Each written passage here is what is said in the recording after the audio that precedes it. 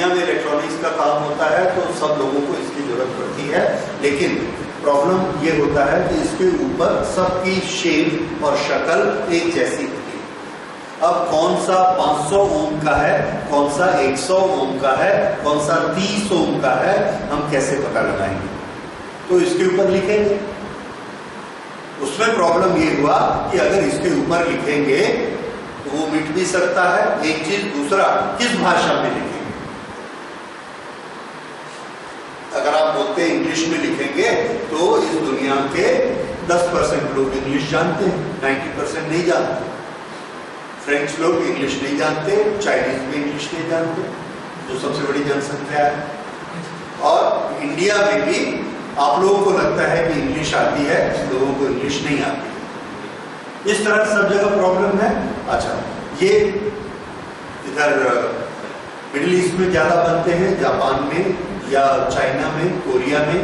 अगर वो अपनी भाषा में लिखेंगे तो जिनको इंग्लिश आती है वो नहीं समझेंगे। तो कम्युनिकेशन का एक प्रॉब्लम होता है जिससे हमको ये पता नहीं चलता है कि इसकी वैल्यू क्या है, इसके ऊपर हम लिख नहीं सकते। इसलिए हमने इसके कोड बना लिए कि इसके ऊपर कलर देखिए, उसके कलर से पहचान लीजिए कि इसकी वैल्यू कितनी। और किसी की कोई भी लैंग्वेज हो वो अपने उस कोड को पहचान लेगा, जैसे हम साइन को पहचानते हैं उसी तरह से इसके ऊपर कुछ कलर कोड दिए रहते हैं। और ये कलर कोड आपके सिलेबस में है कि आपको पता होना चाहिए कि इसकी वैल्यू किस तरह से निकालते हैं। तो देखिए, ये जो कार्बन का रेसिस्टर मैं अभी दिखाऊंगा आपको, इसमें हमारे पास 4 लाइनें इसके ऊपर डाल दी जाती हैं, रिंग्स। ये यहां पर ये पेंट कर दिया जाता है।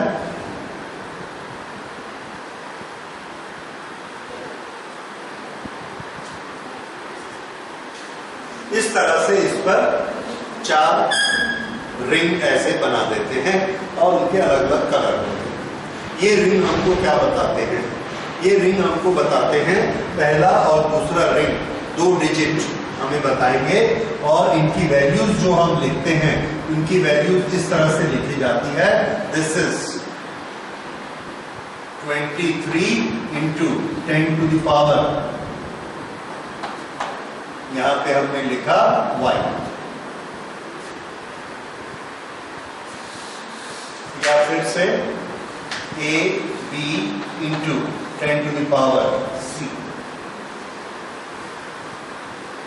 जिसमें a हमको दिखाता है पहली लाइन का नंबर, b हमको दिखाता है दूसरी लाइन का नंबर, c हमको दिखाता है तीसरी लाइन का नंबर। इस तरह से इन 3 लाइनों से हम पता कर सकते हैं कि इसका रेजिस्टेंस कितना है। जैसे कलर के लिए हमने कोड बनाए और वो कलर के कोड आप नोट कर सकते हैं। ये सब कलर कोड फर्स्ट, सेकंड और थर्ड तीनों रिंग के लिए हैं। फर्स्ट, सेकंड और थर्ड तीनों रिंग के लिए ये कलर कोड यूज करने हैं। अच्छा, हमने जो नंबर लिखना है, ये नंबर हम लिखेंगे 2 डिजिट में, यूनिटरी में नहीं रहेगा, टेंस में रहेगा। ओके, तो ब्लैक का मतलब 0, brown 1, then this is 2, 3, 4, 5, 6, 7, 8, 9 and 0। ये 10 डिजिट हो गए। अब अगर हमने आपसे कहा कि एक रेजिस्टेंस 360 ओम का है, उसके ऊपर कोडिफिकेशन कैसा होगा, तो 360 को पहले हम लिखने का तरीका सीखेंगे। 360 को लिखा जाएगा 36 into 10 to the power 1। ठीक है, तो A की जगह कौन आया है? A, B और C। 3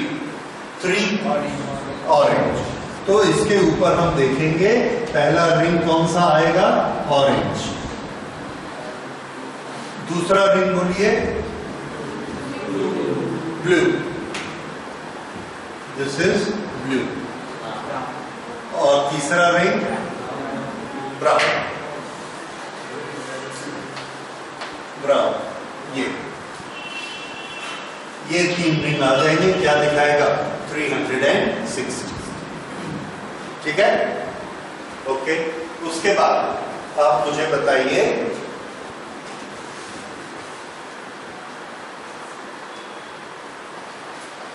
येलो,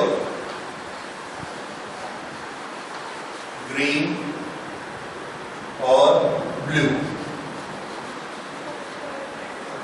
कितना रेजिस्टेंस हुआ? यस, येलो 44 और ये ग्रीन कितना 45 और 10 की पावर कितनी लेनी है? 6।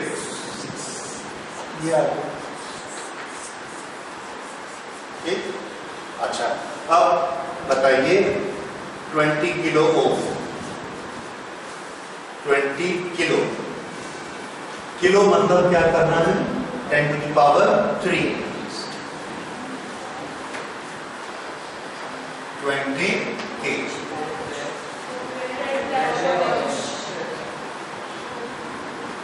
रेड, उसके बाद हाँ रेड, ब्लैक और 3 के लिए ऑरेंज। ये 3 लाइन्स रहेंगी। समझ आ रहा है? तो ये बड़ा इजी हो गया। अब ये चीज हर देश वालों को, हर भाषा वालों को ये पहचान करा दी गई। तो कलर सब लोग अपना पहचान के उसकी वैल्यू को जान लेते हैं कि इसकी वैल्यू कितनी। इसके बाद चौथी लाइन को देखिए। चौथी लाइन हमको उसका टॉलरेंस बताती है, जिसको आप कह सकते हैं टॉलरेंस या प्योरिटी। टॉलरेंस या प्योरिटी ये हमको बताती है। इसका क्या मतलब है? हमको मालूम है गोल्ड सबसे महंगा होता है, सबसे अच्छी क्वालिटी, उससे कम सिल्वर और नो क्वालिटी। तो हम जो वैल्यू इसमें देखते हैं, जैसे हमने लिया 4000 ओम, दैट इज 4 किलो ओम। अच्छा, 4 किलो ओम का कितना होगा जरा बताइए। कलर कोड क्या क्या होगा?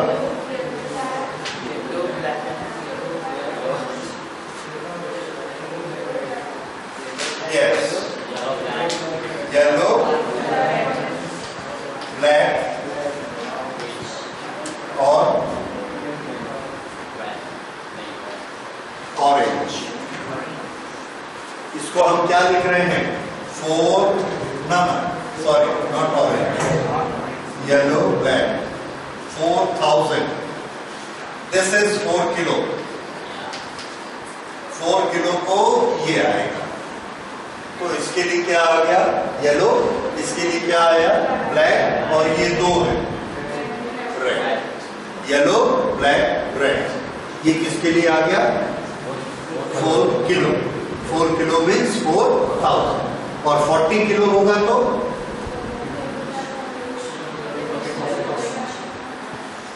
40 किलो येलो, ब्लैक, ऑरेंज। समझ आया? ओके। हाँ, फिर से हम इस पे आ रहे हैं टॉलरेंस। अगर हमने ये बोला कि मार्केट में कि 4000 का रेजिस्टेंस हमको चाहिए, तो उसका ये कहना रहता है कि हम अलग अलग तरह के इक्विपमेंट्स बनाते हैं, अलग अलग तरह के इलेक्ट्रॉनिक चीज़ें बनाते हैं और उसकी क्वालिटी अलग अलग रखते हैं। अगर बहुत अच्छी क्वालिटी का होगा तो उसमें जो हमारा रेजिस्टेंस है 4000 का, वो 4000 का रेजिस्टेंस 3800 से 4200 के बीच उसकी वैल्यू रहेगी, यानी प्लस माइनस 5%। उससे ज्यादा वो उससे ज्यादा या कम नहीं होगा। तो उसको हम बोलेंगे कि उसकी टॉलरेंस कितनी है? 5%। अच्छा, लेकिन उसको बनाने के लिए मैन्युफैक्चरर को ज्यादा मेहनत करनी पड़ती है, टेस्ट कर करके, सेलेक्ट कर करके उसे देने पड़ते हैं, तो उसकी कॉस्ट ज्यादा है। उसके बाद वो बोलता है अगर इससे सस्ता चाहिए तो दूसरा ले जाइए, लेकिन उसका जो 4000 है उसमें कितना आएगा, 3600 तक कम हो सकता है, 44 तक ज्यादा जा सकता है, प्लस माइनस कितना 10%, प्लस माइनस 10%, थोड़ा सा सस्ता मिलेगा। ठीक है, अगर उससे भी सस्ता चाहिए तो वो हमको देता है प्लस माइनस 20%। तो 4000 का हम लेंगे, उसकी वैल्यू कहां से कहां बदल जाएगी, 3200 से लेके 4800 तक, इतनी उसकी वैल्यू बदल सकती है। लेकिन मीन वैल्यू कितनी है, 4000।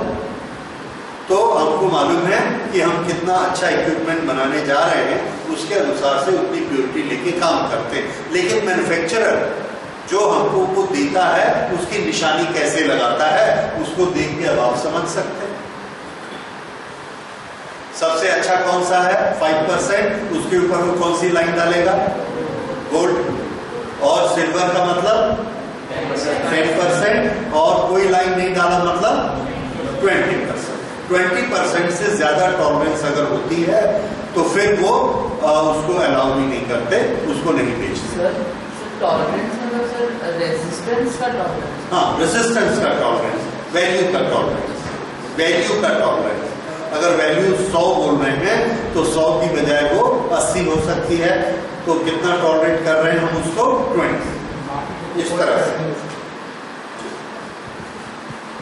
ओके,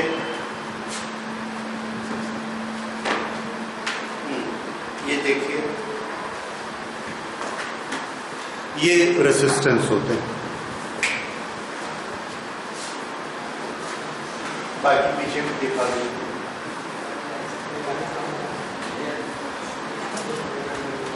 और देखिए, एक तरफ से कलर कोड आप इसमें देख लेंगे, गोल्ड या सिल्वर वाला है उसको दूसरी तरफ करिए, और एक तरफ रेड वाले में आपको कलर मिलेंगे।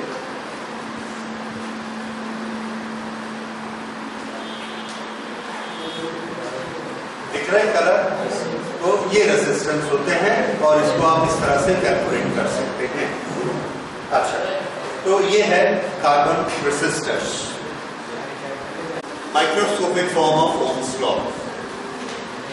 ओम्स लॉ हमने पढ़ा हुआ है, V is equal to I into R। इसमें ये एक कंडक्टर है, इस कंडक्टर के दोनों सिरे में हमने पोटेंशियल डिफरेंस लगाया है, और ये पोटेंशियल डिफरेंस कितना है, V, और इसका जो रेजिस्टेंस है, ये रेजिस्टेंस कितना है, R, और इसमें जो करंट फ्लो हो रही है, that current is I। This is V is equal to I into R। इसकी सपोज यहां से यहां तक इसकी लेंथ L है, और इसका area of cross section A। अब इसको V को हम चेंज कर सकते हैं, V is equal to E into L, ये इसका इलेक्ट्रिक फील्ड है E, तो V किसके बराबर होता है, E multiplied by length of the two sides, तो V is equal to E into L। This is I को हम लिख सकते हैं J multiplied by A। This is what, current density multiplied by area. ये रिलेशन आपको याद है। उसके बाद R को रो में कन्वर्ट करिए, rho L upon A।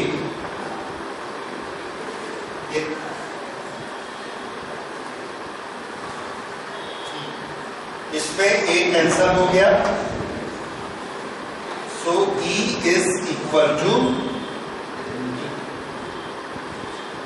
Row A is cancelled, rho L। ना ये L और L ये भी cancel, so E is equal to rho into J। J is what, current density, rho is what, resistivity, E is what, Yes. So this becomes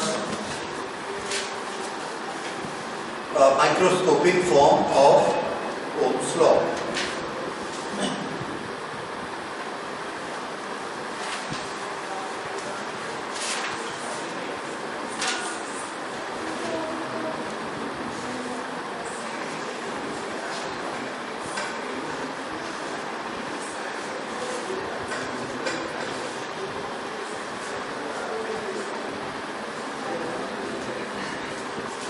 ठीक है? So here E upon J is equal to rho.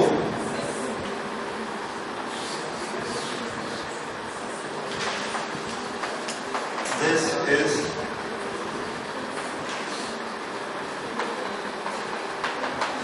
microscopic form of Ohm's law.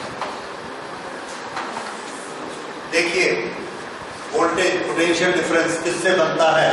Electric field into length. Into length को निकाल दिया तो voltage का छोटा form क्या हो गया? Electric field. रेसिस्टेंस का छोटा फॉर्म क्या होता है? रेसिस्टिविटी। रेसिस्टिविटी के साथ L अपॉन A करेंगे तो रेसिस्टेंस आएगा। करंट का छोटा फॉर्म क्या होता है? Current density. तो इस पूरे का छोटा फॉर्म माइक्रोस्कोपिक फॉर्म क्या हो गया? E is equal to rho into J. ठीक है?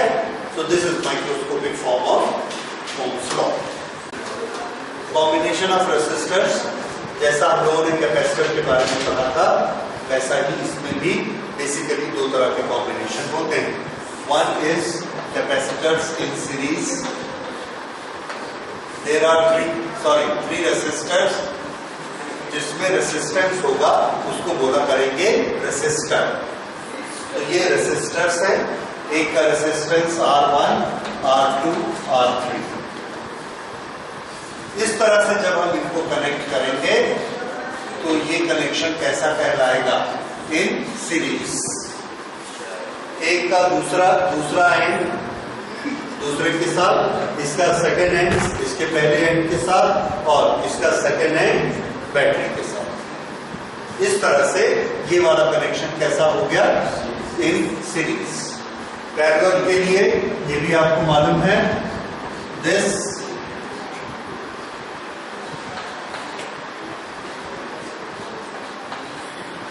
फर्स्ट प्लेट तीनों की आपस में जुड़ेगी, सेकेंड प्लेट तीनों की आपस में जुड़ेगी, और इसको कॉमन बनाकर हम पोटेंशियल डिफरेंस यहां सप्लाई कर देंगे V. एक प्लेट इससे जुड़ी है तो दूसरी भी इससे जुड़ी, तब ये क्या कहलाता है? पैरेलल. पैरेलल में जब यहां से करंट जाएगी तो उसके पास ऑप्शन है, करंट यहां से भी जा सकती है, यहां से भी जा सकती है, यहां से भी जा सकती है. हम लोग एक बड़ी मेजर मिस्टेक कर रहे हैं, सॉरी. साइन, रेसिस्टेंस का साइन क्या होता है? रेसिस्टेंस का साइन ये होता है, और ये कैपेसिटर के साइन है.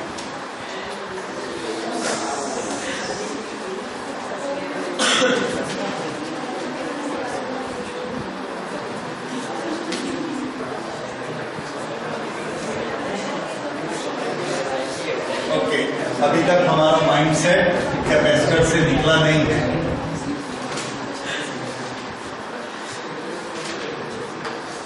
R1, R2, R.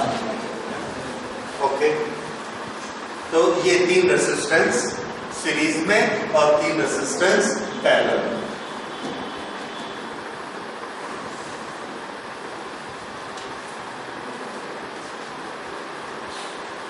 ओके, यहां पर पोटेंशियल डिफरेंस V है और इस कंडक्टर से करंट फ्लो होनी स्टार्ट होती है. The charge is moving. जितने चार्ज यहां से एंटर करेंगे उतने ही चार्ज यहां से निकलकर वापस आएंगे. रास्ते में चार्ज के स्टोर होने की कोई जगह नहीं. What does that mean? That means current passing through every point is same.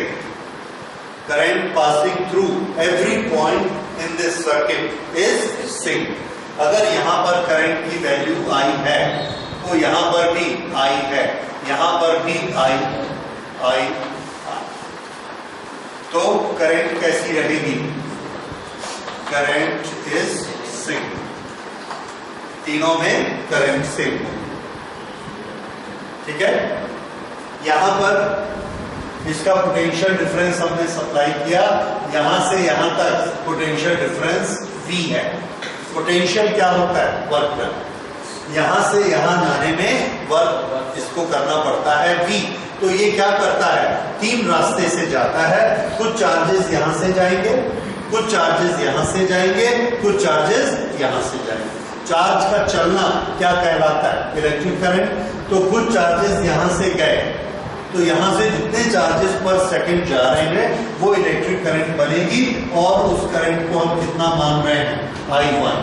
यहां से जो चार्जेस जा रहे हैं इसकी करंट बनेगी, इसको कितना कहेंगे? I2। और यहां से जो चार्जेस जा रहे हैं इसकी करंट I3। इस तरह से I1, I2 और I3 ये तीन करंट इसमें से जाएगी। टोटल करंट यहां से कितनी जा रही है? I। यहां पर देखिए इस रेसिस्टेंस का ये वाला सिरा, ये एंड इससे जुड़ा हुआ है और ये वाला एंड इससे जुड़ा हुआ है, इसलिए इसका पोटेंशियल डिफरेंस कितना होगा? जो इसका पोटेंशियल डिफरेंस है, वैसे ही इसका ये सिरा इससे जुड़ा है, ये इससे जुड़ा है, तो इसका पोटेंशियल डिफरेंस, ये सिरा इससे जुड़ा है, ये इससे जुड़ा है, तो इसका पोटेंशियल डिफरेंस V। तीनों में क्या चीज सेम है? V। और I1, I2, I3 तीनों का अलग अलग है। तो V is divided, V is divided।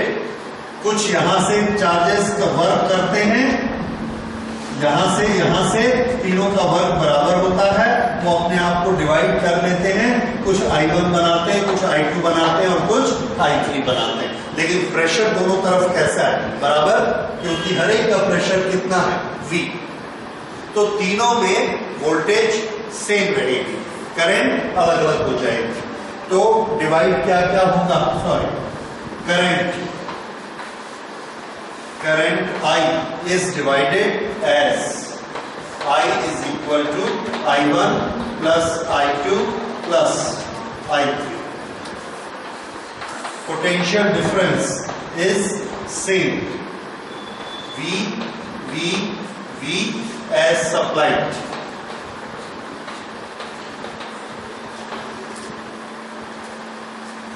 यहां पर current is same, I as main current. ये यहां से मेन करंट आई जा रही है, इसमें तीनों में जानी पड़ेगी, क्योंकि रास्ता एक ही है, दूसरा रास्ता नहीं है। वोल्टेज का क्या होगा? यहां से जब चार्जेस जाते हैं, यहां से यहां कुछ काम करते हैं, and work done per unit charge, ये I है, तो वर्क डन किसके बराबर होता है? This is V, work done per unit charge is V। तो यहां पर क्या हो रहा है कि रेजिस्टेंस अगर कम या ज्यादा है तो उसको वर्क अलग अलग करना पड़ता है। यहां से यहां जो वर्क करेगा उसको हम मान लेते हैं V1। यहां से यहां जो वर्क पर यूनिट चार्ज किया दैट इज V2। यहां से यहां जब वर्क किया उसको हमने माना V3। अब यहां से लेके यहां तक उसने कितना वर्क कर लिया? V1 plus V2 plus V3। लेकिन यहां से यहां तक का टोटल वर्क हमने यहां बताया हुआ है कितना? V। तो V वर्क के ही तीन हिस्से हो गए, V1, V2 और V3। Potential difference is divided.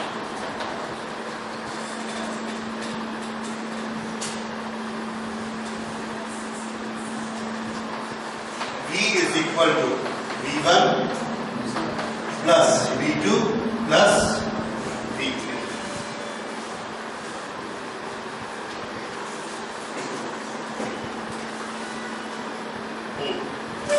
तो उसमें क्या चीज कांस्टेंट है? V कांस्टेंट है, I डिवाइड होता है। इसमें I कांस्टेंट है चार्ज और V डिवाइड होता है। अब तीसरी चीज इक्विवेलेंट रेसिस्टेंस।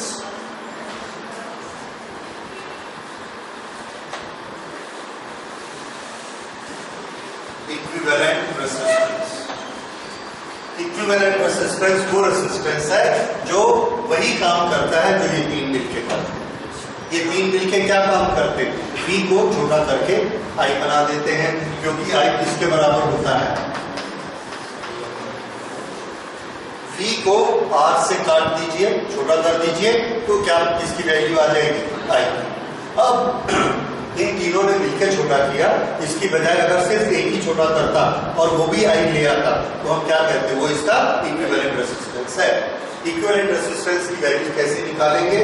तो जो चीज डिवाइड होती है इससे हम स्टार्ट करेंगे। V is equal to V1 plus V2 plus V3, और जो चीज सेम है उससे सबको डिवाइड कर देंगे। I दोनों साइड को I से डिवाइड कर दिया। I now V1 upon I is equal to R1 plus R2 plus R3। V upon I, ये V और ये I, यहां से इन दोनों के बीच पोटेंशियल डिफरेंस V है और करंट I जा रही है, तो यहां से लेके यहां तक का टोटल रेसिस्टेंस उसको क्या बोलेंगे? Equivalent resistance. So equivalent resistance is R1 plus R2 plus R3.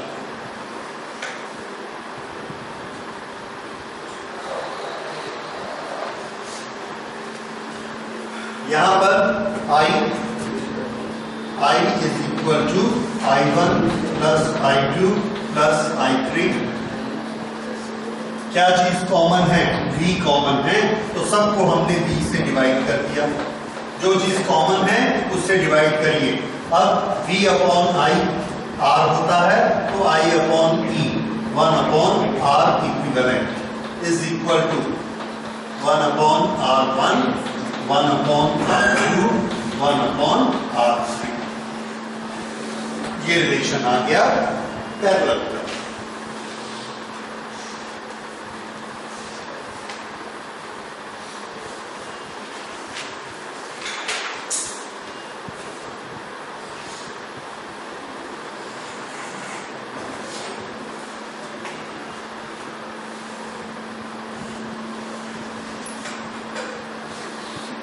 इसमें रेसिस्टेंस इंक्रीज, इसमें रेसिस्टेंस डिक्रीज।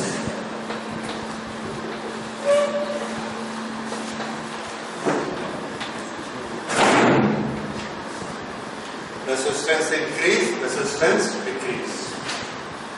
अगर इसमें n रेसिस्टेंस होंगे एक जैसे, n रेसिस्टेंस, तो इसकी टोटल रेसिस्टेंस इसका कितना हो जाएगा? n multiply by r। एक जैसे n रेसिस्टेंस है, अगर हमने उसमें एक जैसे n रेसिस्टेंस लगाए, n रेसिस्टेंस, तो ये जितना रिजल्टेंट आएगा r डिवाइडेड बाय n।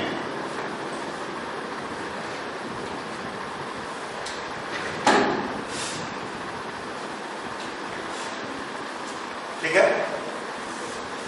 इसमें ये तो बड़ा सिंपल है, ऐड होते जाएगा। उसमें अगर दो रेसिस्टेंस हैं पैरेलल में दो रेसिस्टेंस है R1 एंड R2, तो रिजल्टेंट कितना आएगा? For R1 and R2 R equivalent is equal to R1 R2 upon R1 plus R2। ये दो के लिए हम याद रखेंगे। अगर R1 और R2 अलग अलग हैं, अगर दोनों R के बराबर हैं तब तो और भी सिंपल है, R डिवाइडेड बाय 2। ठीक है? तो ये है सीरीज और पैरेलल। सीरीज में क्या चीज कॉमन है? करंट। पैरेलल में क्या चीज कॉमन है? Potential difference V। ठीक है? फिर से सीरीज में कॉमन करंट डिवाइड क्या होता है? V डिवाइड होता है। पैरेलल में कॉमन क्या है?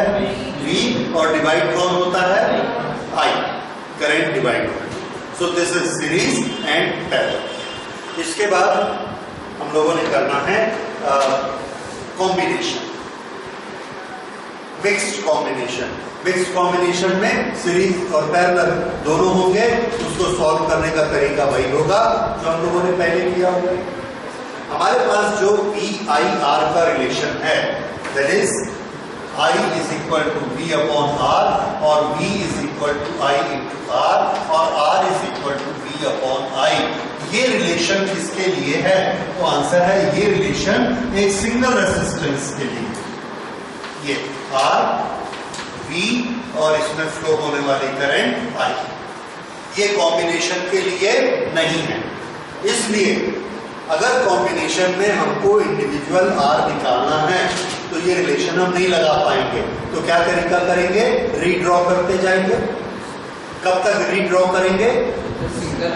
हाँ, सिंगल आ जाएगा, सिंगल में जाके VIR तीनों की वैल्यू निकालेंगे, फिर वापस उल्टा चढ़ते जाएंगे और हर एक में डिवाइड कर देंगे। सेम मेथड है। तो उसके हम लोग थोड़े से एक दो न्यूमेरिकल प्रैक्टिस करके देखेंगे। ठीक है, तो आज हम लोग यही क्लोज करते हैं रेजिस्टेंस के साथ। उसके बाद करंट कैरिंग सर्किट्स कैसे होते हैं, करंट कैसी फ्लो होती है, ये अब हम लोग नेक्स्ट टॉपिक में करेंगे। कंडक्टिविटी अच्छे कंडक्टर की निशानी है। उसकी वैल्यू बहुत ज्यादा होनी चाहिए तो वो अच्छा कंडक्टर कहलाएगा और उसकी रेसिस्टिविटी बहुत कम होगी। तो हमारे आसपास जो चीजें मिलती हैं जिसको हम इलेक्ट्रिकल्स में यूज करते हैं एज ए कंडक्टर और एज ए इंसुलेटर, उनकी ये वैल्यू कितनी होती है? एक दो सैंपल की वैल्यूज आप याद रख सकते हैं। जैसे सिल्वर की resistivity 1.62 into 10 to the power -8। Silver resistivity 1.68 into 10 to the power -8। तो कंडक्टिविटी लेंगे तो कितना हो जाएगा? 10 to the power +8। ठीक है, इसका उल्टा। इसी तरह से copper, sorry this is 1.62। Copper is 1.69 into 10 to the power -8।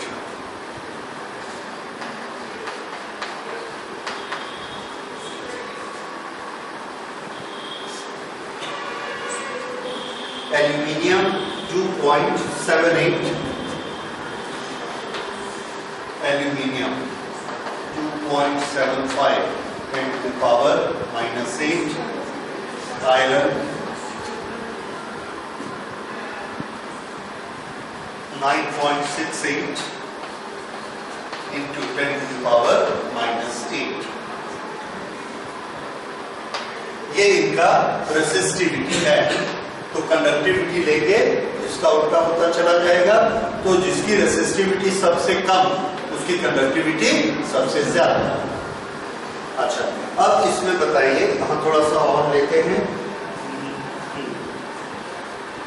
Glass या silicon, silicon 2.3 10 to the power 3। Okay, then glass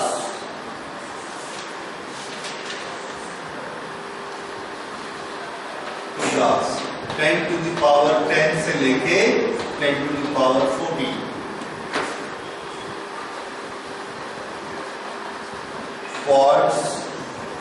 quartz has a very high value, that is again 10 to the power 16।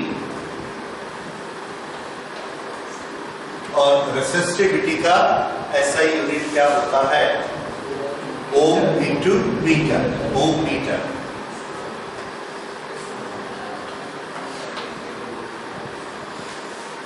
Okay, इसको देखने से हमको पता चलता है सबसे अच्छा कंडक्टर नेचर में कौन सा है? सिल्वर, ये सबसे अच्छा कंडक्टर है। कॉपर भी करीब करीब इसके बराबर है। तो सिल्वर और कॉपर कॉपर सस्ता होता है तो हम लोग मोस्टली कॉपर यूज करते हैं। फिर भी कॉपर से और बहुत सस्ता एल्यूमिनियम होता है तो एल्यूमिनियम यूज करते हैं कंडक्टर के लिए। ये तीन चीजें कंडक्टर के लिए यूज की जाती हैं। तो बाहर जो आप स्ट्रीट के किनारे वायर देखते हैं वो किसके बने होते हैं? एल्यूमिनियम। घर में जो हम वायरिंग यूज करते हैं ये एल्यूमिनियम भी हो सकती है पर ये मोस्टली कॉपर होती है। ठीक है। सिल्वर को हम लोग कंडक्टर में यूज नहीं करते बिकॉज ऑफ इट्स कॉस्ट बहुत ज्यादा होती है, लेकिन इसको कॉन्टैक्ट में यूज करते हैं। जब एक स्विच को ऐसे ऑन करेंगे या ऑफ करेंगे तो इसके बीच में स्पार्क होता है, उस समय हमें कंडक्टिविटी बड़ी अच्छी चाहिए, ऑक्सीडेशन नहीं होना चाहिए, इसलिए वहां पर हम सिल्वर यूज करते हैं, सिल्वर कॉन्टैक्ट। लेकिन सिल्वर कॉन्टैक्ट वाले स्विच भी काफी महंगे होते हैं। ओके, तो ये सिल्वर, कॉपर, एल्यूमिनियम है। आयरन को देखिए, आयरन का रेजिस्टेंस सिल्वर कॉपर से 5 टाइम्स ज्यादा होता है, तो इसमें हीट बहुत ज्यादा आएगी, इसलिए आयरन को कभी भी इलेक्ट्रिकल के लिए यूज नहीं किया जाता। Iron wire you always use either aluminium और कॉपर। ठीक है। इसी तरह से ये ग्लास और quartz, they are the best insulators. यहाँ पर जो हाई टेंशन वायर आप देखते हैं, बड़ी बड़ी वायर, उसके साथ चीनी मिट्टी का एक वो पॉट लगा रहता है जिसको ऊपर से पोल के साथ टाइट करते हैं और नीचे उसके साथ वायर बंधी रहती है। इस वायर में हाई टेंशन, हाई वोल्टेज होती है, तो दोनों के बीच में क्या रहता है?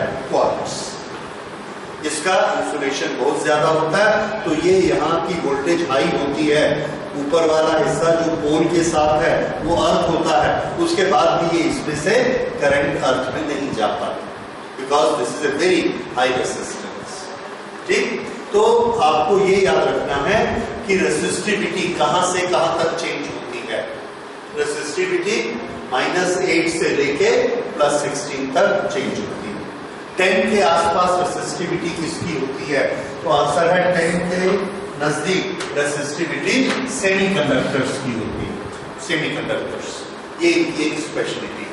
तो ये सेमीकंडक्टर पे जब हम पहुंचेंगे तब इसके बारे में पढ़ेंगे, तो ये इनकी वैल्यूज के बारे में। अगली चीज जो हमको देखनी है दैट इज कि अगर हम इसको गर्म करेंगे तो क्या इसकी रेसिस्टिविटी पे कोई अंतर पड़ता है? Effect of heating. तो नेक्स्ट नोट करिए, effect of heating on resistivity.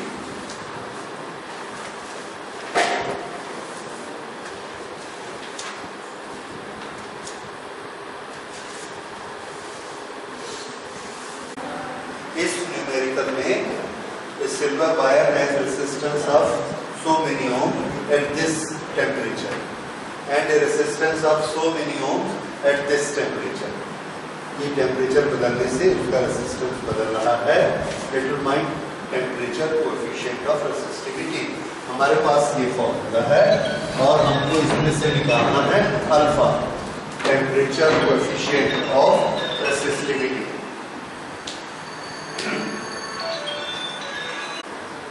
ये अल्फा की वैल्यू हमको निकालनी है। T2, T1 ये क्या होते हैं? या ये कहना चाहिए T माइनस T0। T0 वो टेम्परेचर है जिसमें रेजिस्टेंस R0 था और T वो टेम्परेचर है जिसमें रेजिस्टेंस R। ओके, अब इसमें हमको R0 की वैल्यू नहीं दी गई है, इसकी वैल्यू दी गई है ये रेजिस्टेंस 2.1 एट 27.5 डिग्री। ये R की वैल्यू है और ये T की वैल्यू है। ये दूसरी बार R की वैल्यू है और फिर से ये T की वैल्यू है। R0 की वैल्यू, T0 की वैल्यू नहीं दी गई और हमको अल्फा निकालना है। तो इसमें हम ये मान लेते हैं कि eight T0 let the resistance be R0. Let the resistance be R0 at T0. तो पहली बार हमारा इक्वेशन क्या बनेगा? R की वैल्यू हम क्या लिखेंगे? 2.1 is equal to R0 plus, या हम अगर चाहें तो इसका छोटा फॉर्मूला यूज करके देखते हैं। R0 कॉमन निकाला और अंदर क्या होगा? 1 प्लस अल्फा, और ये आ जाएगा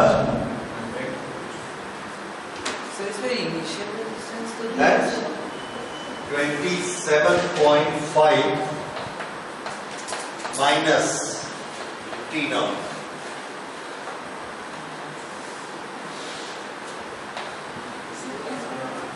दूसरी बात 2.7 is equal to R0 1 plus alpha, and this is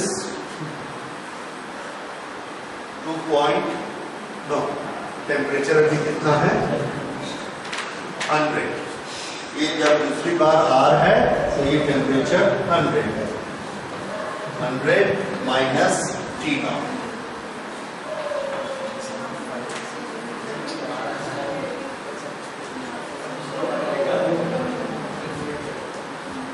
आप लोग कैसे बना रहे हैं इसको? इसको R0 और T0 मान। ओके, उसमें क्या आंसर आता है? देखते हैं। R is equal to 2.7 is equal to R0 की value 2.1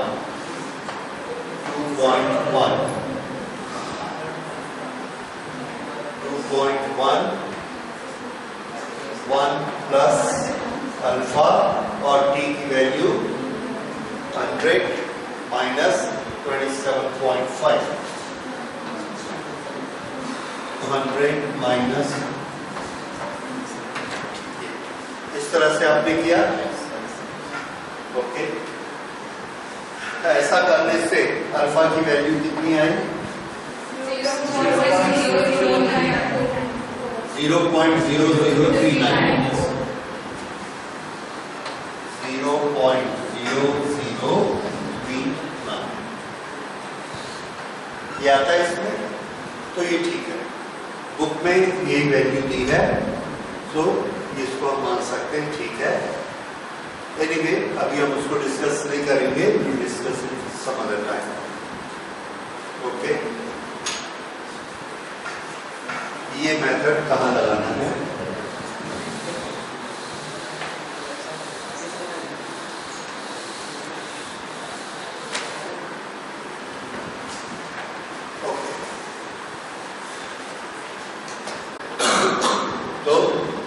There is a conductor having resistance R and it is stretched to double its length. Then what will be the new resistance of this conductor? ये एक conductor है, इसकी length L है, और इसी को हमने पकड़ के खींच दिया और इसकी लेंथ 2L कर दी। अब ये जो कंडक्टर है यहां से यहां तक, इसका रेजिस्टेंस कितना होगा? इसका पहले रेजिस्टेंस कितना था? R। अब इसका रेजिस्टेंस कितना हो जाएगा ये हमको बताना है। तो इसको बनाइए। कैसे बनाएंगे? जब हम किसी चीज की, पहली चीज हमको ये सोचनी है कि जब हम किसी चीज की लेंथ, एरिया या कोई चीज चेंज करते हैं तो ऐसी कौन सी क्वांटिटी है जो चेंज नहीं होती? क्या पढ़ा आपने? रेसिस्टिविटी। इसका ये मतलब है कि लेंथ कम थी या लेंथ ज्यादा है, दोनों केस में क्या नहीं चेंज होगा? रेसिस्टिविटी। लेंथ चेंज हो रही है। अच्छा, लेंथ को हम चेंज कर रहे हैं और रेसिस्टेंस को हम पूछ रहे हैं। इसका ये मतलब है हमको एक ऐसा रिलेशन आना चाहिए जिसमें आर भी आता हो और एल भी आता हो। अब दो तीन चीजें हमारे दिमाग में आ रही हैं, आर, एल और रेसिस्टिविटी। क्या इससे रिलेटेड कोई रिलेशन आप जानते हैं? इस तरह से आप न्यूमेरिकल बनाना शुरू करेंगे। क्या जानते हैं? हाँ, क्योंकि जब भी हम न्यूमेरिकल शुरू करते हैं, शुरू में तो पहले अंधेरे में ही हाथ मारना पड़ता है कि कहां से शुरू करें। तो ये तरीका है सोचने का कि कौन कौन सी क्वांटिटीज इसमें इन्वॉल्व है। तो इसमें आर इन्वॉल्व है, एल इन्वॉल्व है और ये नहीं बदलता है। तो हमको रिलेशन क्या याद आएगा? बोलिए, R is equal to rho L upon A. इसमें क्या कांस्टेंट है? रो। अगर एक एल है तो, 2 एल है तो, 10 एल है तो रो नहीं बदलेगा। ठीक है, ये एक चीज हो गई। तो अगर हम एल बदलेंगे तो आर कितना हो जाएगा? ये आर कब है? जब लेंथ कितनी है? एल। अगर इस एल को हम 2l कर दें तो आर कितना हो जाएगा? तो क्या सिंपली हम दोनों तरफ 2 से मल्टीप्लाई कर दें तो ये 2l हो जाएगा, तो ये 2r हो जाएगा। तो 2l का रेजिस्टेंस कितना आएगा? 2r। तो हम ये लिख सकते हैं, दोनों तरफ 2 से मल्टीप्लाई किया तो ये आ गया 2r is equal to rho 2l upon A. अब ये जो जिसका इक्वेशन है उसमें देखिए लेंथ कितनी है? 2l। तो रेजिस्टेंस कितना? 2r। ये आपको ठीक लगता है या लॉजिकली गलत लगता है? गलत लग रहा है। क्यों गलत लग रहा है? Very good. अब ये हमको सोचना है, ये हमारा इंटेलिजेंस है कि इस ए का क्या करना। तो तीसरी चीज हम सावधानी ये लेते हैं कि जब हम एक क्वांटिटी को चेंज कर रहे हैं जिसके चलते ये मल्टीप्लाई 2 करके हम इसको चेंज कर रहे हैं, जिसके चलते ये चेंज होगा ये दोनों, तो तीसरी क्वांटिटी पर भी हम ध्यान दें कि कहीं उसमें कोई डिफरेंस तो नहीं आ जाएगा। तो हम क्या चेक करेंगे? हम चेक ये करेंगे कि जो दो क्वांटिटी का रिलेशन हमने स्टडी करना है उसको छोड़ के बाकी क्वांटिटीज नहीं बदलनी चाहिए, या बदलनी चाहिए तो हमको कितनी बदलेगी ये पता होना चाहिए। अब हम क्या देखते हैं कि किसी भी एक तार का लेंथ अगर हम खींच के बढ़ाते हैं तो उसके एरिया का क्या होगा? सेम रहेगा कि बदलेगा? ये इसका एरिया है, इसको पकड़ के हमने ऐसे खींच दिया तो ये पतला होगा कि नहीं होगा? अगर ये पतला होगा तो इसका एरिया बदल गया, बदलेगा। लेकिन हमारे दोनों में हमने दोनों का एरिया कैसा लिखा है? सेम। L को 2l कर दिया लेकिन A को कुछ नहीं किया, तो ये गलत हो गया। इसलिए ये तरीका गलत है। क्यों गलत है समझ आया? ऐसा हम नहीं कर सकते। ऐसा हम कब कर सकते? जब हमको ये बोला जाता कि ये L लेंथ वाली हमने एक तार ली और उसी एरिया की एक दूसरी तार ली जिसकी लेंथ 2l है। तो एक तार हमारी L लेंथ की होती और एक तार 2l लेंथ की होती। तब हम क्या करते? इसमें 2 से मल्टीप्लाई करते 2l, और 2l वाले का रेजिस्टेंस कितना आता? 2r। दोनों में एरिया कैसा है? सेम। तो हमारा आंसर क्या आता? 2r। पहले वाले का r है तो दूसरे का 2r, बिल्कुल करेक्ट था। लेकिन जब हमको ये बोला जाता है कि इसको हमने स्ट्रेच किया, इसको हमने स्ट्रेच किया, तो स्ट्रेच किया तो ये क्या हो जाएगी? पतली हो जाएगी, एरिया छोटा हो जाएगा। तो ये वाला A एज इट इज नीचे नहीं आएगा, इसलिए ये गलत हो गया। अब अगर ये गलत हो गया तो हमको इसको सही करना है। अगर हम ये बता दें कि A की नई वैल्यू कितनी हो जाएगी तो हमारा ये इक्वेशन ठीक हो जाएगा। ये न्यूमेरिकल बनाने का तरीका है। ओके, तो इसको सोच लेते हैं। लेंथ और एरिया में क्या रिलेशन होता है? तो इसका आंसर हमेशा याद रखिए। ऐसे और भी बहुत से क्वेश्चन आते हैं, पानी के ड्रॉप्स वाले क्वेश्चन होंगे, इस तरह के जो भी क्वेश्चन होंगे जिसमें शेप चेंज होती है उसमें हमेशा वॉल्यूम कांस्टेंट रहता है। शेप बदलने से क्या चीज कांस्टेंट होती है? वॉल्यूम। अगर हमने एक मेटल का या आटे का टुकड़ा लिया, उसको हम क्यूब बना सकते हैं, उसको गोल करके स्फीयर बना सकते हैं, उसको चपटा करके सर्कल बना सकते हैं, डिस्क बना सकते हैं, शेप उसकी चेंज कर लेंगे, लेकिन क्या नहीं चेंज होगा? वॉल्यूम। हर शेप पे उसका वॉल्यूम वही रहेगा। वॉल्यूम कब चेंज होगा? जब हम उसमें और मटेरियल मिक्स करेंगे। अगर और मटेरियल मिक्स नहीं करेंगे तब तक दो चीजें नहीं बदलेगी, वॉल्यूम और मास। मास और वॉल्यूम नहीं बदलेगा, दैट मींस डेंसिटी भी नहीं बदलेगी। समझ आ रहा है? ओके, तो अब अगर यहाँ वॉल्यूम नहीं बदलना है तो वॉल्यूम का फॉर्मूला क्या होता है? वॉल्यूम का फॉर्मूला होता है L multiplied by A। Area of cross section cylinder का मल्टीप्लाइड बाय लेंथ। अब हमने इसको L को खींच के 2L कर दिया, तो अगर हम इसको 2L कर देंगे तो ये A कितना हो जाएगा, ताकि इसकी वैल्यू मत बदले। अब इन दोनों को मल्टीप्लाई करके देखिए, 2L into A/2 is equal to L into A। Same. इसका ये मतलब है, हम याद ये रखते हैं that volume is equal to L1 A1 is equal to L2 A2 is equal to L3 A3। जैसे जैसे आप लेंथ बदलते जाएंगे वैसे वैसे एरिया बदलता जाएगा। अगर आप दो चीजें लेते हैं तो इसका एक शॉर्टकट भी है। शॉर्टकट ये है कि ये दोनों अगर इक्वल हैं तो L1 upon L2 is equal to A2 upon A1। ये ऐसे और ये ऐसे, यानी लेंथ को 2 गुना करिए, एरिया आधा हो जाएगा। लेंथ को 3 टाइम्स करिए, एरिया A/3 हो जाएगा। लेंथ को 4 टाइम्स करिए, एरिया A/4 हो जाएगा। ठीक है, ताकि दोनों का मल्टीप्लिकेशन हमेशा L इंटू A आएगा। अब फिर से हम इस पर लौटते हैं, और जब हमने L को 2L कर दिया है तो A ऑटोमेटिकली कितना हो जाएगा? A/2।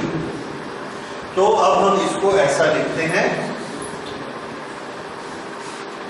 when L is multiplied by 2, area become A/2. Therefore, resistance,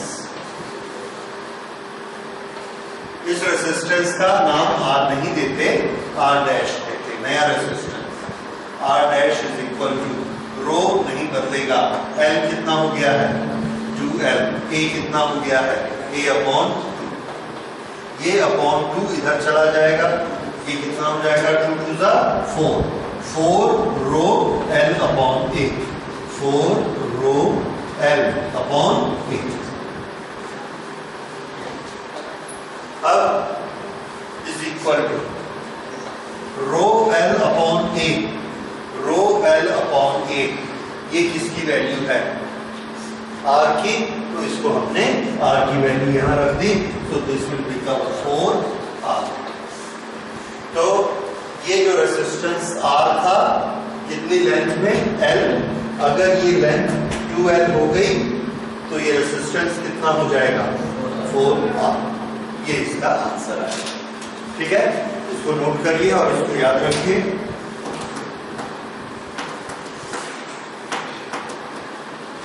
length कितने गुना बढ़ी थी? 2 गुना।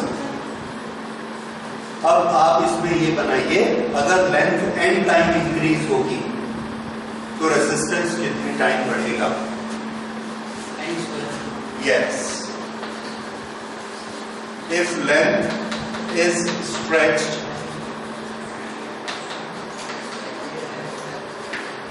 n times, R will increase. R will increase. How much? N square times. यहाँ लेंथ को हमने 2 टाइम्स चेंज किया, लेंथ रेजिस्टेंस 2 स्क्वायर हुआ, 3 times करते 3 square होता, 4 टाइम्स लंबा करते 4 स्क्वायर 16 हो जाता।